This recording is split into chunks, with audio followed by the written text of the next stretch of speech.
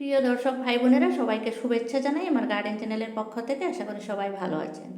আপনারাও যদি আপনাদের ছাদ বাগানে বরবটি চাষ করতে চান, তাহলে দেখুন আমি যেভাবে করেছি। একটা বালতিতে সবজির খোসা দিয়ে ভর্তি করেছিলাম, একদম ভর্তি করে দিয়ে তারপরে উপর দিয়ে মাটি ঢেলে দিয়েছি। মাটি ঢেলে এভাবে ঢেকে কিছুদিন রেখে দিয়েছিলাম। তারপরে আমি কিছু বীজ দিয়েছি বরবটির। কি সুন্দর গাছ হয়েছে দেখুন। গাছগুলো এতটুকু হওয়ার পরে এখন প্রয়োজন হয়ে গেছে গাছে কিছু সাপোর্ট দেওয়ার। আজকে নিয়ে এসেছি কিছু নারকেলের রশি, আর এভাবে রশিগুলো জোড়া দিচ্ছি, কারণ আমার মাচাটা একটু দূরে।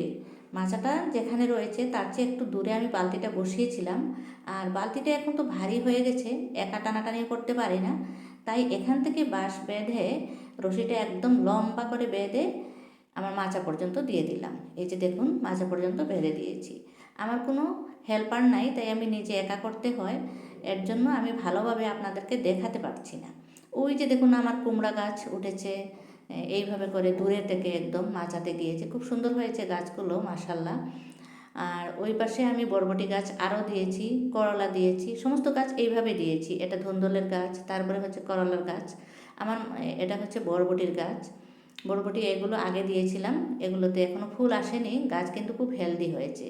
বন্ধুরা, আমি যেভাবে বাগান করি, আপনাদের যদি ভালো লাগে তাহলে আমার ভিডিওতে লাইক দেবেন।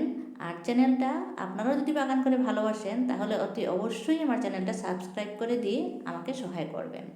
এখানে আমি কি কি করেছি দেখুন। ঢেঁড়স চাষ করেছি গ্রো ব্যাগে, আর কিছু লঙ্কার গাছ দিয়েছিল গ্রো ব্যাগে। আর এদিকে টমেটো ছিল, টমেটোগুলো এখন খাওয়া হয়ে গেছে, কিছু কিছু গাছ এখনও রয়ে গেছে।